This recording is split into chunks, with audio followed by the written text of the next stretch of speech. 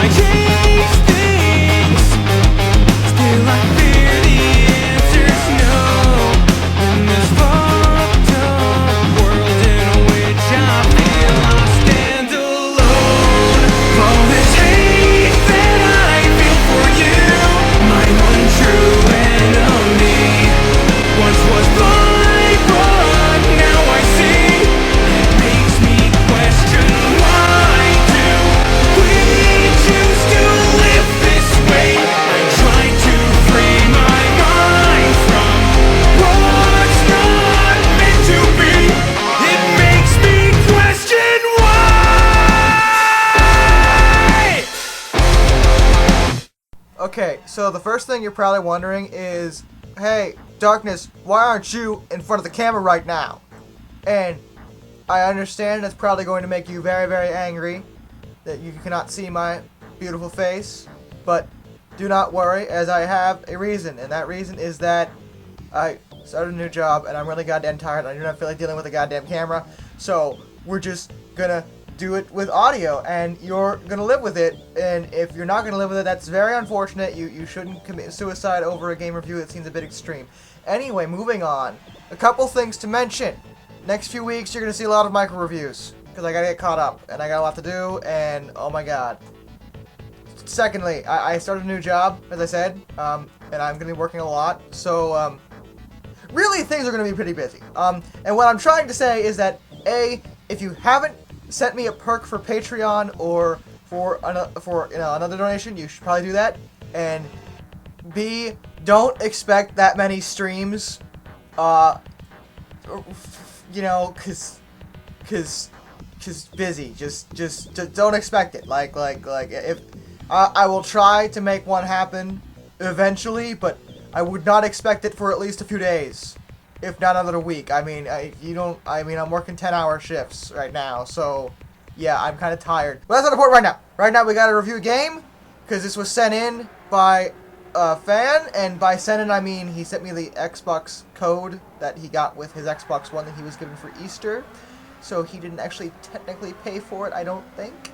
Anyway, so we're going to review Forza 5, and admittedly going into this, I'm a little skeptical about my ability to review this game, as I have not actually played a simulation racing game in, say, basically ever. Like I've played a lot of arcade racers prior to, obviously, but I haven't even played one of those in a while. I mean, well, that's not true. I mean, I was playing Sega All-Stars Racing a few weeks ago, but I would not even begin to classify that even in the same remote category as Forza.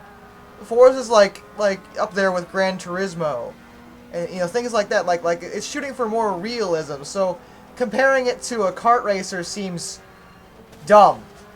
I mean, I know inherently they're both racing games, but that's kind of like saying that Mario and Castlevania are both technically platformers. So they're the same, and I'm sure like everyone can point out that no, they're not. So, you know, I think you see my point. Also, I'm just going to throw out there that the title is actually supposed to be pronounced Forza, apparently, which was news to me, because that's definitely a Z, and there's no T there, but apparently it's pronounced Forza by, like, all British people, but since I am American, I will be saying Forza for the purposes of this review, and once again, just deal with it, because fucking America. Anyway, so the game impressed me a lot at E3 last year, mainly because it was, out of all of the games that I saw, the most visually impressive on the Xbox One, at least. It looked really good. In terms of visuals, it's probably the best Xbox One game out there right now. The only one I can think of that might top it is Battlefield 4. Maybe, but that really depends on your point of view. I mean, specifically the cars themselves, I mean, you put them next to it like a high-res photograph. We're actually getting to the point now with game graphics that it's starting to become hard to tell the difference between the game and the real thing, and that is incredibly impressive. So full marks on visuals. The game looks great. Except the crowds, but I'll talk about that later. The sound is pretty good from a musical perspective, and they actually have some narration by some of the members of Top Gear during some of the initial cutscenes prior to some of the leagues. It's actually pretty cool. I'm not a fan of Top Gear myself. I only know of it because of its popularity, but when I was playing the game on stream, a lot of people were really, really psyched about the fact that they got the Top Gear guys in on this. So if that appeals to you, it's actually kind of cool. As for the core game mechanics itself, well, it's a realistic simulation racer. I don't know what else to tell you. I can go into detail. I mean, there's a range of difficulty options, mainly in terms of what helpers you have on at any given time. You can improve the AI of the bots you're racing against and things like that, and there's obviously multiplayer, because there fucking better be multiplayer. It's a damn racing game, Jesus. There's a decent amount of tracks as well, and overall, from a racing perspective, the game is pretty good. For the most part, there's quite a few cars to choose from. My only real issue with the car system is the way you have to unlock cars. It's by a point system, sort of like League of Legends in the manner, where you earn points by playing the game, which is fine, and in most racing games that you're familiar with, you unlock new cars as you play, which makes sense. But here, when you start out, you only have enough to unlock one car at a time. And after your first league, you'll unlock another one, and after your second league, you'll unlock another one, and it goes on and on and on and on.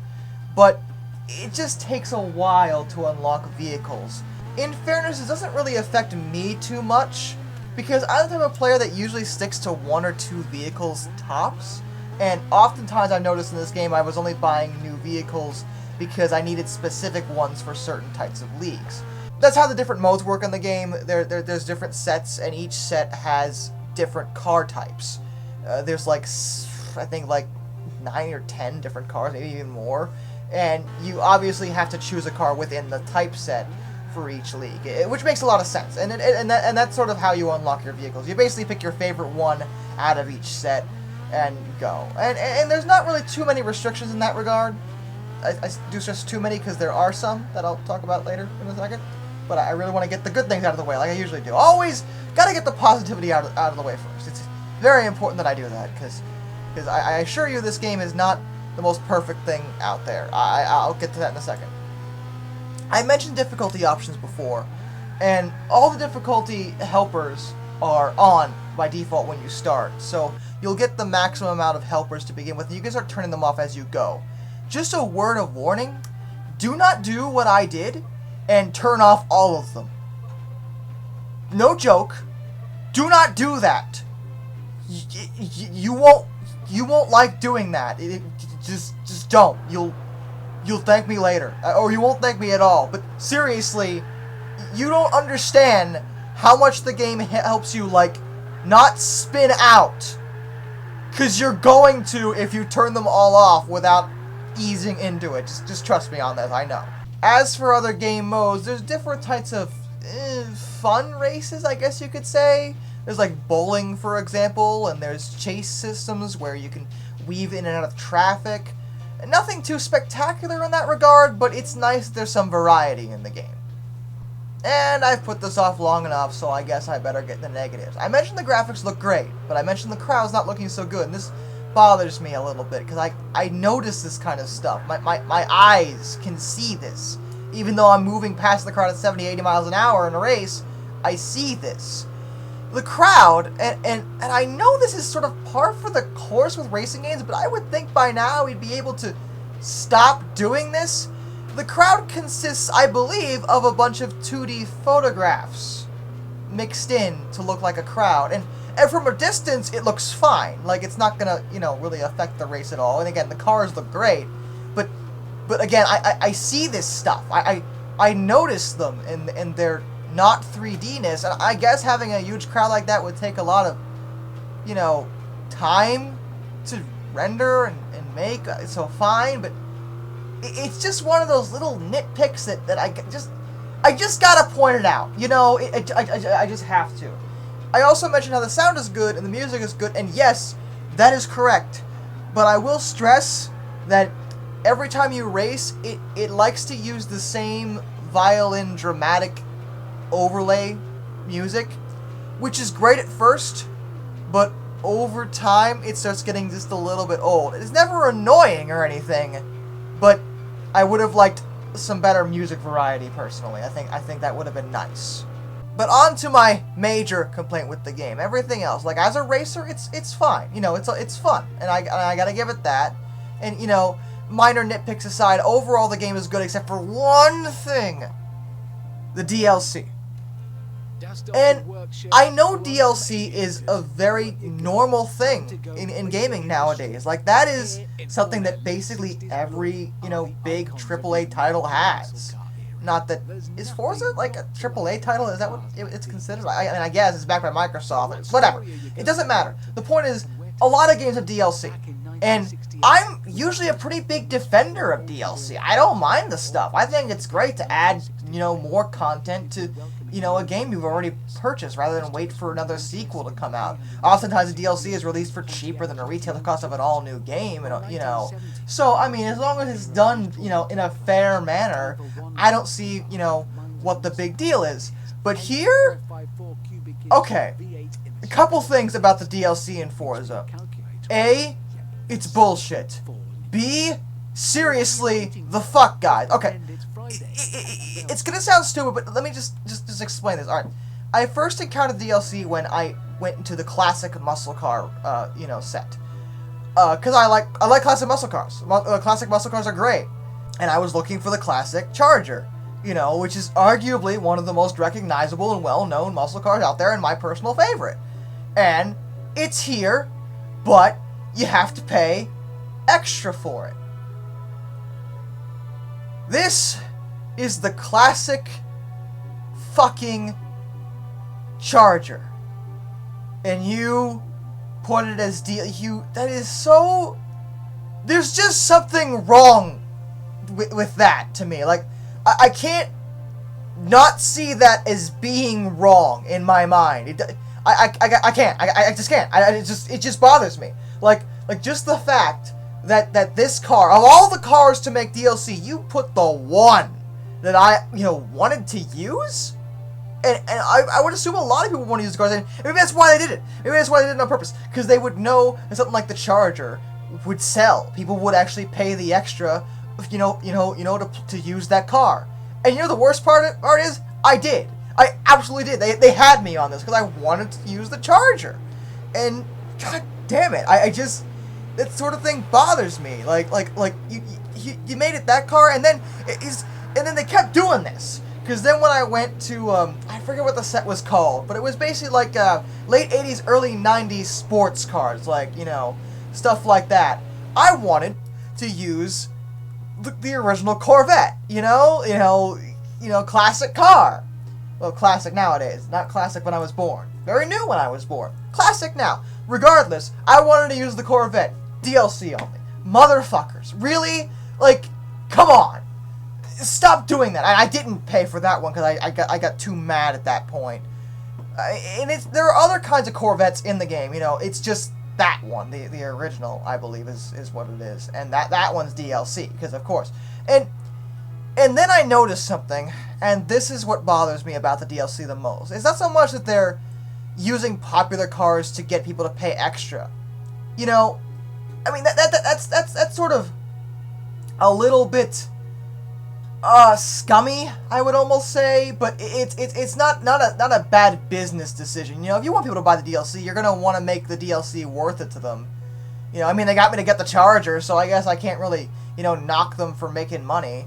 But here's the thing: when I was doing the '90s sports car set and all that, and I was in that race, I picked a different car. The model for the Corvette is in the game. So it's in there, but you have to pay for it. That, you know, people give Capcom hell for doing the exact same thing, and it's no more acceptable here. I know it's one car, but that implies to me that most of the other cars are the same way, where they're in the game, but you just have to pay extra for them, and I don't think that is okay. I can't prove that it's technically on this DLC, technically, but I'm willing to bet that it probably is, and that bothers me. I do not believe that is okay. Maybe they just put in the model through an update later, or maybe it's just the model you need something extra for. But either way, guys, really, like that's just This is bad business. That's just not okay. It is the only Microsoft-backed game that does this sort of thing. Like, you know, Killer Instinct, you know, it's $40 for the full package, but it's the full package. Plus future DLCs, I mean, that's pretty good. This just feels like they're milking it, and I don't think that's alright. I don't know whether this is normal for racing games to do nowadays. Maybe it is, because like I said, I haven't played a simulation racing game since Dirt, which I hated. So I didn't really play much of it. This one, it's a good game. It is. I just feel like the DLC practices are not acceptable. Personally. Maybe they don't bother you so much, and that's fine. I mean, I still play the game, and I still like the game. It's a good racer. Just, you know what you're getting into, and that you'll have to pay extra for the classic charger. God damn it, seriously, what the fuck is wrong with you? Okay, I'm gonna stop getting mad about the DLC now. And that is honestly the one, you know, glaring fault I find with the game.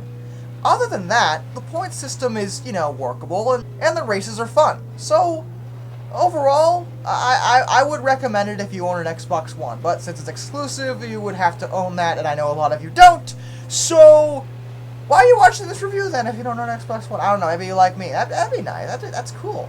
That's nice. You're nice. That's cool. That's nice of you. Also, I'm sort of reviewing this game partly to test a theory.